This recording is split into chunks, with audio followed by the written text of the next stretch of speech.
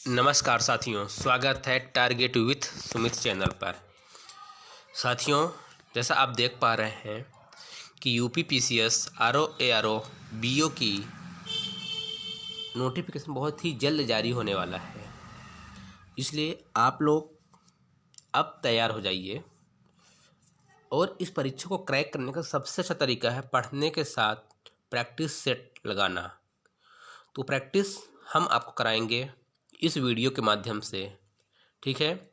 यह सफलता practice series के नाम से प्रैक्टिस सीरीज होगी और यह जो प्रश्न होंगे आपके सभी एक दिवसीय परीक्षाओं के लिए बहुत ही महत्वपूर्ण है, इसलिए इस वीडियो को लास्ट तक देखिएगा। चलिए स्टार्ट करते हैं पहले प्रश्न से।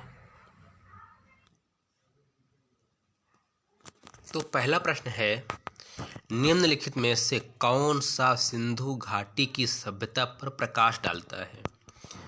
आपके पास चार ऑप्शन हैं: शिलालेख, पुरातत्व संबंधित खुदाई, बर्तनों की मोहरों पर लिखावट, धार्मिक ग्रंथ।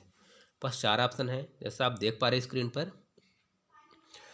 तो सिंधु घाटी सभ्यता की जो बात हो रही है, कौन प्रकाश डालेगा? शिलालेख बिल्कुल नहीं, वो तब के नहीं है कि यह पुरातत्व संबंधी खुदाई से। किससे? पुरातत्व संबंधी खुदाई से। इसकी खुदाई सर्वप्रथम 1856 में शुरू की गई थी। कब? 1856 में। किसने किया था? चार्ल्स मैसन ने किया था। किसने? चार्ल्स मैसन ने किया था।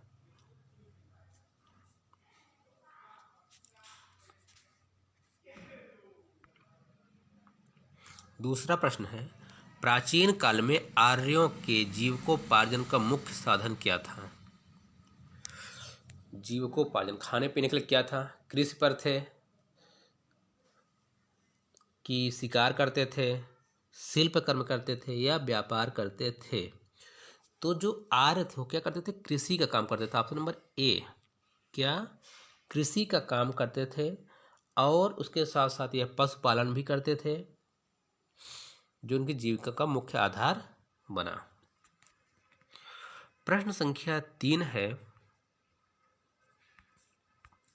ऋग्वेद काल में जनता निम्न में से मुख्यतया किस में विश्वास करती थी? जो ऋग्वेद काल की जनता थी, मानव जाति थी, वो किस पर विश्वास करती थी? मूर्ति पूजा, एकेश्वरवाद, देवी पूजा, बलि या कर्मकांड? तो जो ऋग्वेद काल की जनता थी वह कर्मकांड पर विश्वास करती थी। सॉरी, बलि और कर्मकांड दोनों चीज, ठीक। बलि और कर्मकांड। ये लोग सोचते थे हम यानी भगवान को, यानी किसको? भगवान को बलि चढ़ाएंगे तो वह खुश हो जाएगा, प्रसन्न होकर हमें सुख सुविधाएं प्रदान करेगा। जैन धर्म का आधारभूत बिंदु है, क्या है? कर्म, निष्ठा, अहिंसा, विराग। तो आपको बताना है, यह है इनका अहिंसा। जैन धर्म के लोग का प्रमुख आधारभूत बिंदु है अहिंसा। वैसे तो जैन धर्म के 5 आधारभूत बिंदु हैं। कितने हैं? 5 आधारभूत बिंदु। पहला क्या है? सत्य। इसके अलावा और देख लीजिए, सत्य, अहिंसा, सत्य, अहिंसा। आपके पास हो गया 5 में से सत्य, अहिंसा, अपरिग्रह। सत्य का मतलब होता है सदा सच्चे बोलो, और अहिंसा का मतलब हुआ हमेशा, यानी कभी भी हिंसा ना करो। इसके अलावा तीसरा आपको है अपरिग्रह। क्या होता है? अपरिग्रह मतलब धन का संचय न करना। अपरिग्रह क्या करना? धर्म का संचय न करना। अस्तेय, अस्तेय का मतलब होता है बिना किसी दूसरे का जबरदस्ती संपत्ति ग्रहण न करें, अस्तेय। और पांचवा है ब्रह्मचर्य। पांचवा क्या है? ब्रह्मचर्य।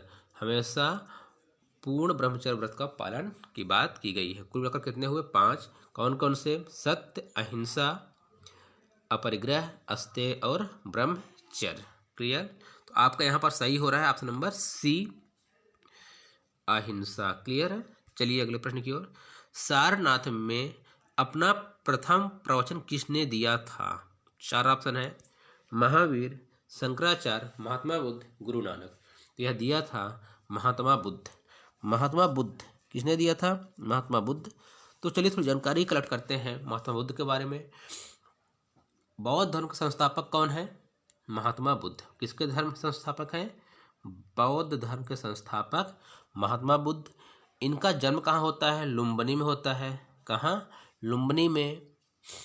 इनका पालन पोषण किसने किया? इनकी मौसी गौतमी ने किया। किसने? गौतमी ने। और इनका बचपन का नाम भी याद रखना है, वो था सिद्धार्थ। कई बार प्रश्न पूछ लिया जाता है कि इनके बचपन का नाम क्या था? तो सिद्धार्थ था। क्या था? हमारे पास भी पेन नहीं है, इसके बाद हम पेन ले लेंगे, इसे छोटा छोटा लिखेंगे, ठीक है बाद में। सिद्धार्थ था। इन्होंने 29 वर्ष की अवस्था में, कब? 29 वर्ष की अवस्था में क्या किया? घर त्याग किया। उसे कहा गया महाभिनिष्क्रमण। जब महात्मा बुद्ध ने अपना घर त्याग किया तो उसे कहा गया महाभिनिष्क्रमण। और जब इनकी मृत्यु होती है, मृत्यु कहाँ होती? कुशीनगर में, उसे कहा क्या बोला जाता है? महापरिनिर्वाण। क्या? महापरिनिर्वाण। क्लियर? महापरिनिर्वाण। तीर्थंकर शब्द संबंधित है किससे? तीर्थंकर शब्द संबंधित है जैन धर्म से। तीर्थंकर, जैन धर्म के पहले तीर्थंकर कौन है? तो वो है आदिनाथ या ऋषभनाथ। कौन है? ऋषभनाथ। 23वें हैं पार्श्वनाथ। कौन से? 23वें नंबर के जो पूछ जाता है। और 24वें नंबर के हैं महावीर। कौन है? महावीर। इसका क्या ऑप्शन सही है? डी। अगले प्रश्न को चलिए। किसने सहिष्णुता, उदारता और करुणा के त्रिविध आधार पर राजधर्म की स्थापना की? 4 ऑप्शन। अशोक, अकबर, रंजीत, शिवाजी। इसमें आपको सही बताना है, तो यह है अशोक। कौन है? Option number A, Ashok. Ashok ने ही आदर्श कल्याणकारी राज्य की स्थापना की थी। राजधर्म मतलब एक कल्याणकारी राज्य की स्थापना किसने की थी? अशोक ने ही की थी। जो उनका, इन्होंने ये भी कहा कि जनता मेरी क्या है? सभी मेरी संतान हैं। और अकबर ने ही 1582 में क्या चलाया था? एक धर्म, दीन ए इलाही। ठीक, अकबर में जान लिया हम लोगों ने। और उसके बाद आते हैं शिवाजी। शिवाजी क्या थे? एक मराठा शासक हुआ करते थे।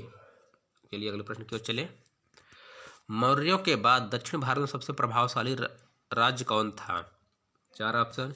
सातवाहन, पल्लव, चोल, चालुक्य। तो ये था आपका सातवाहन वंश। कौन था? सातवाहन वंश।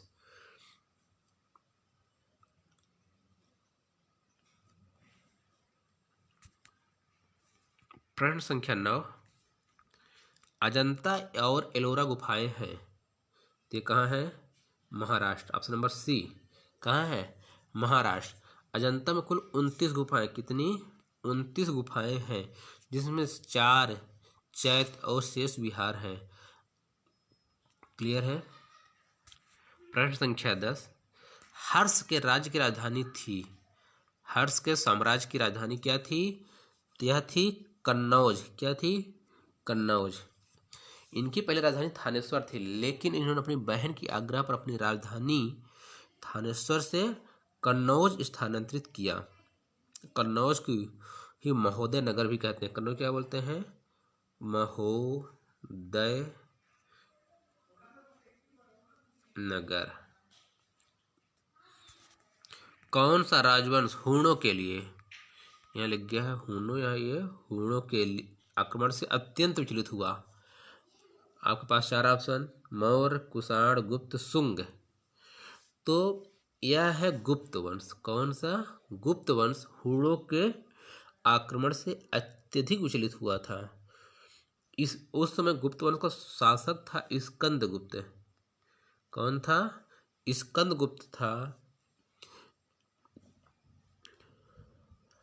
उस समय हूणों ने गुप्त वंश पर आक्रमण किया था।